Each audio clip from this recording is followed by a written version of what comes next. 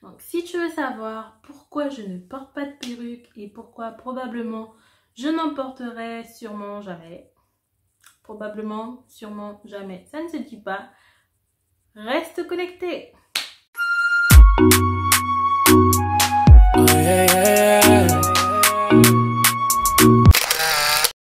Hey, c'est Capet.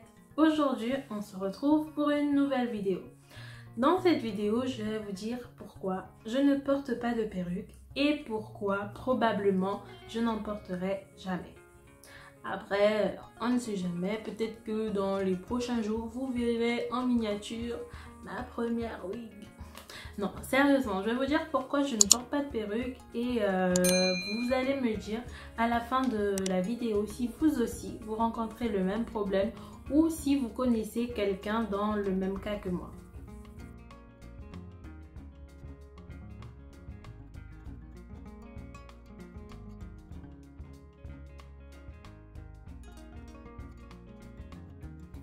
Donc, je vais partir du premier point qui je trouve est le plus gros et ensuite je vais aller vers des points moins importants. Donc, pour moi, en 2020, c'est impossible qu'une perruque fasse fake, qu'une perruque n'ait pas l'air naturelle. Du coup, pour porter une perruque, il faudrait que pour moi, elle soit naturelle. Et vous allez me dire, ben, en 2020, il y a...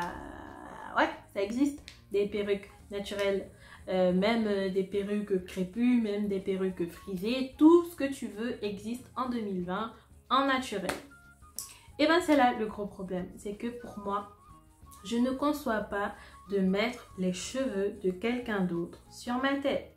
En fait, les cheveux, c'est tellement personnel, c'est tellement intime à une personne. Vous pouvez aller voir des personnes qui sont experts en cheveux. Avec un brin de vos cheveux, ils peuvent retracer votre parcours, à savoir si vous avez été stressé, si vous avez été en forme, si vous aviez une carence, etc. Donc en fait, le cheveu est propre à chaque personne. Et c'est pour ça que dans certaines traditions, ben, les personnes qui ont vécu un drame, qui ont vécu quelque chose de vraiment de choquant, on va dire, et ben, ils se rasent les cheveux. Ces personnes se rasent les cheveux pour faire table rase du passé et aller de l'avant.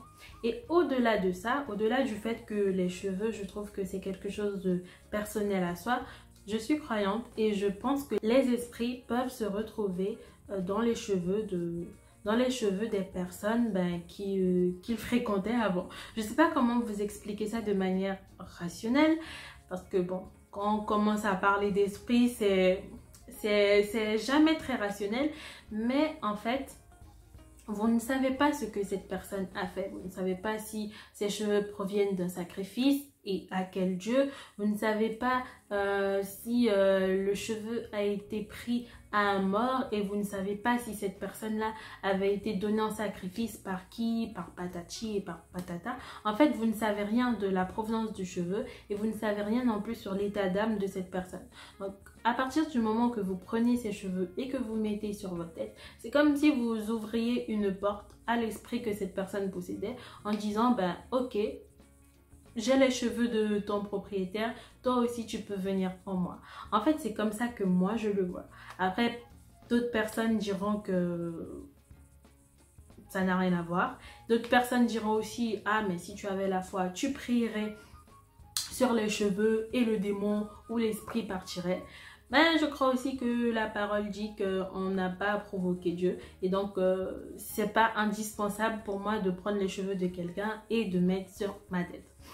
Ensuite, la seconde option reste les cheveux, les perruques synthétiques. Et en 2020, il y en a bon nombre et de bonne qualité également.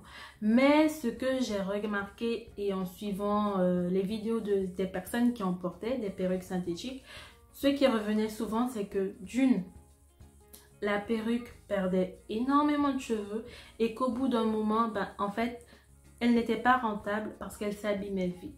Et je me connais, je ne vais pas mettre une perruque tous les jours juste pour la rentabiliser. Donc, je pourrais la mettre potentiellement une fois, deux fois, trois fois dans un mois, donc histoire de changer de tête réellement, mais je vais pas la mettre continuellement. Donc il faudrait que cette perruque dure dans le temps, et du coup ben, si elle est synthétique et si elle s'abîme vite, c'est pas très rentable niveau qualité-prix. Et aussi une chose importante, c'est aussi le prix des perruques. Donc je sais pas, mais j'ai essayé de suivre les liens des personnes qui disaient « Ah, nous avons trouvé la perruque, elle est pas très chère, elle est synthétique, et nanani, et nanana. » Et quand tu ouvres la page, la perruque est à 150 €.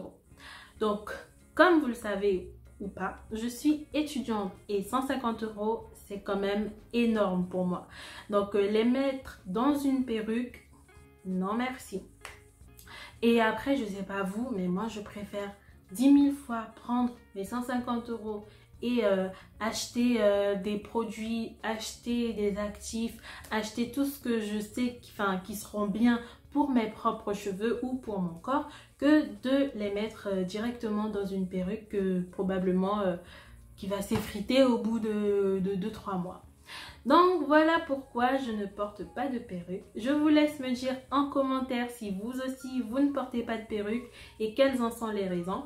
Et si vous aussi vous connaissez des personnes qui sont comme moi, qui ne portent pas des perruques et pour les mêmes raisons que moi.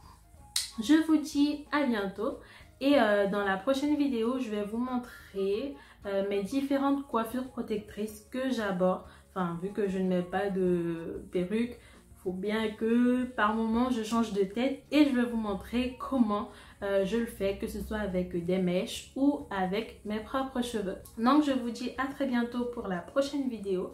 N'oubliez pas de laisser un commentaire, de liker si vous avez aimé, de vous abonner et de publier la vidéo autour de vous et allez leur dire qu'il y a une nouvelle personne dans le YouTube Game et qu'elle n'attend que vous. Bye bye!